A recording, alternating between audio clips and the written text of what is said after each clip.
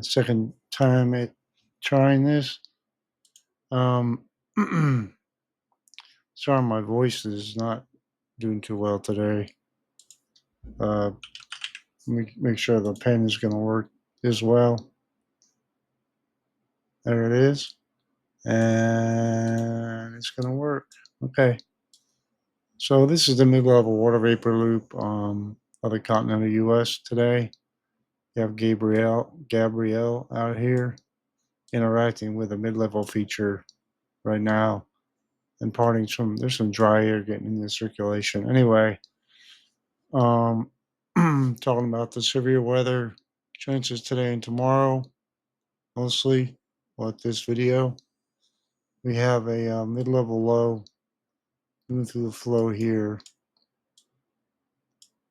We have another short wave moving through the flow, and we have looks like a mid-level, an MCV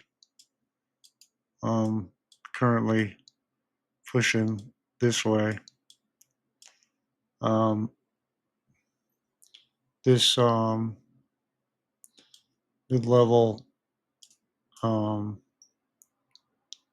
short wave forecast to dip southward, and then there's some likelihood of severe weather in this area here. Okay. Back to the satellite. We can look at the radar right now. You can see what I'm talking about. We have ongoing precip left over from MCS, MCV moving through the flow. Okay. And if we look at the visible satellite, we're already seeing some some cumulus bubbling up just to the south of where the MCS, MCV is moving through. Okay. So along that boundary is probably the most likely place we're going to see convection today. And anywhere, if we go back to the flow here, once this clears out, if it does, and it looks like we got some clearing going on pretty quickly here. We get some return flow and moisture up into the north here. Get some heating going on. We may have some severe weather here. Overall, I'm not that impressed with the setup today, but it is what it is. And you never know with these setups along the boundary, especially down here in Texas. It could overperform, but not looking that impressive.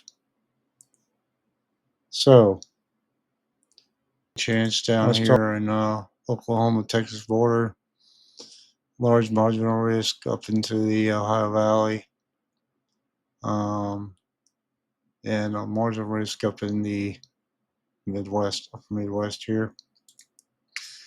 2% tornado risk and on the Texas Oklahoma border and on the South Dakota Minnesota border here. Not some really widespread areas here. Biggest threat today is hail, 50% risk here. Surrounded by marginal risk with other 5% risks here. Into the Ohio Valley in the Midwest. And a large wind risk, and you'll see all the storms that would be forming here as the system moves through, right? And so water load downdrafts, things like that, will be the biggest threat where the wind is here. By far the biggest threat today is hail. Okay. So let's look at the 700 millibar flow. This is a mesoscale analysis. Shows what's happening today. You see the short wave moving through the flow here.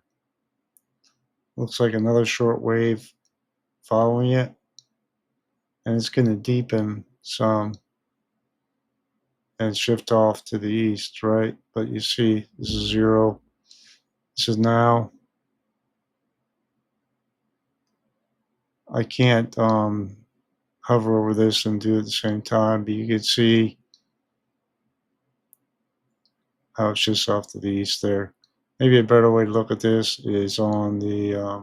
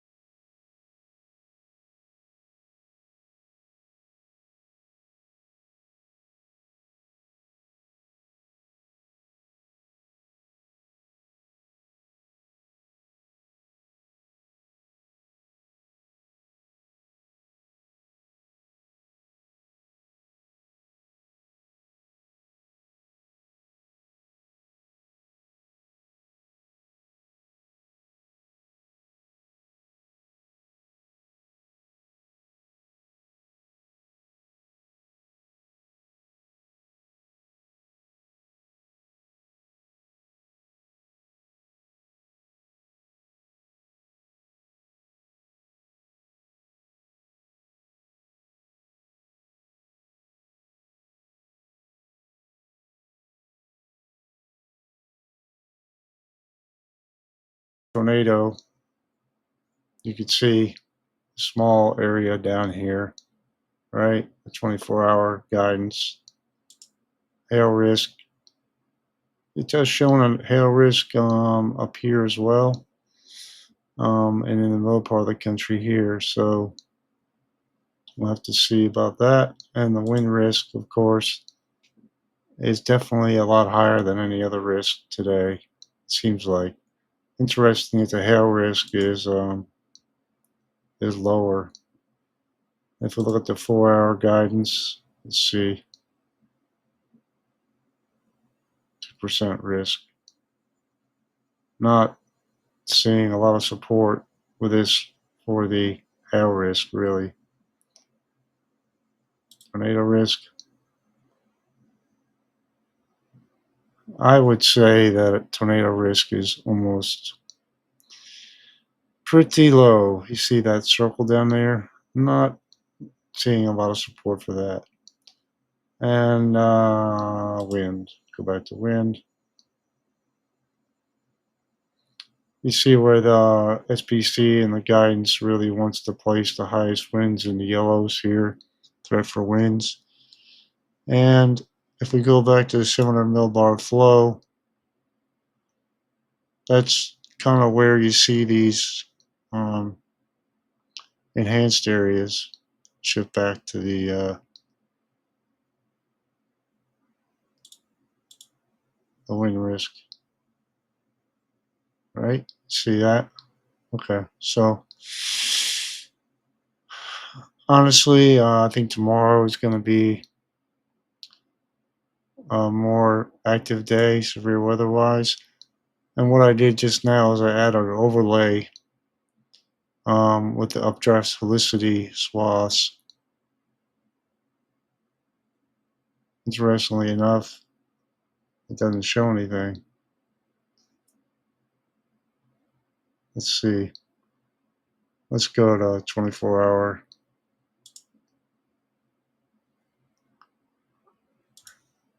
There we go. You see where the updraft helicity swaths, the dots are. This is where the ensemble max is greater than 75 meters squared per second squared, 2.5 kilometer updraft helicity. And you know, that's what they use to calibrate this for the potential for severe weather, just rotating updrafts, okay? Whether or not you're going to get tornadoes is a different story, but supercells don't always have to bring tornadoes. I'm not saying there can be supercells everywhere, but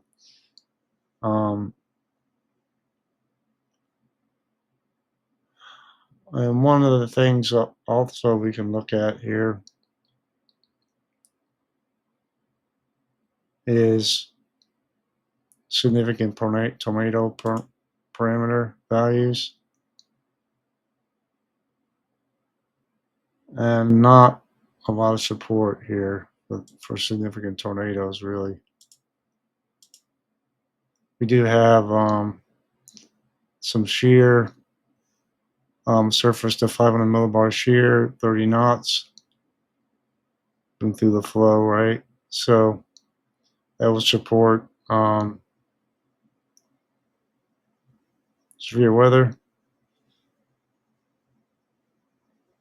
but not likely significant tornado um, today.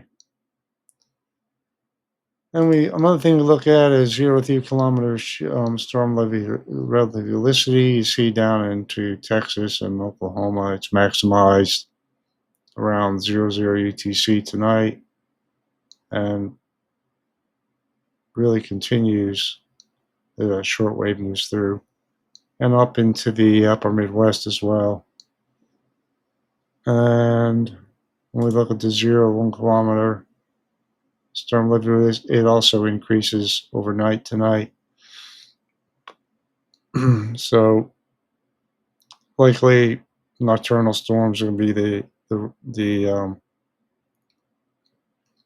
biggest thing with this setup. You can see we go through time here. It really doesn't start kicking off until just about dark. So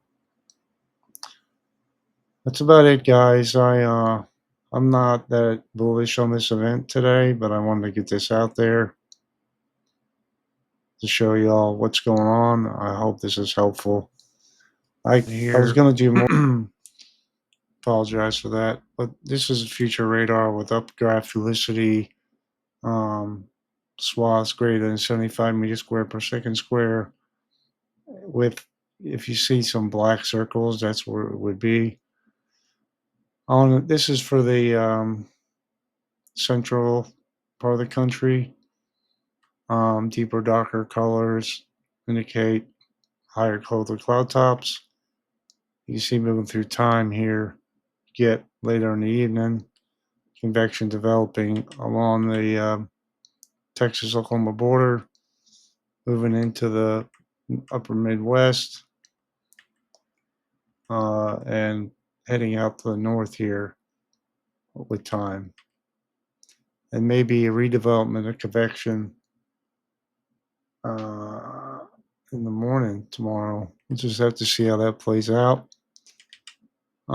If we look at the upper Midwest here, not a lot going on right away, but then you see convection building up O2Z, which is like 10 or 11 at night, and looks like it keeps going here for a good portion of the evening.